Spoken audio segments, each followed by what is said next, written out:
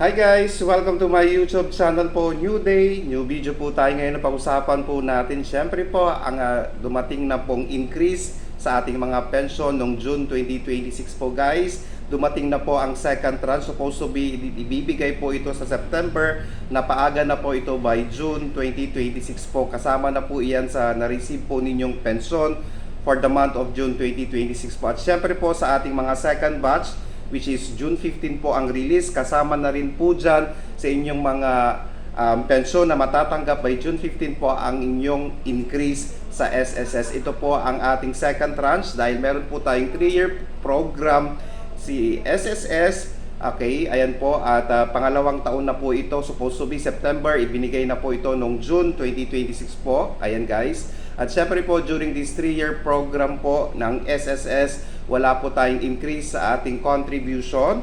Okay, pero meron po tayong increase sa mga pension ng ating mga SSS pensioners po natin.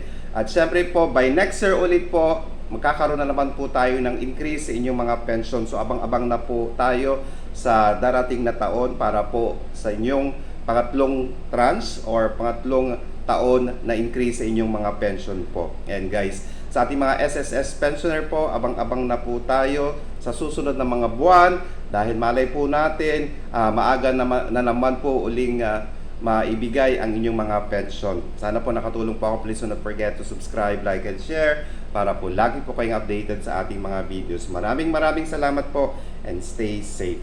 Bye-bye!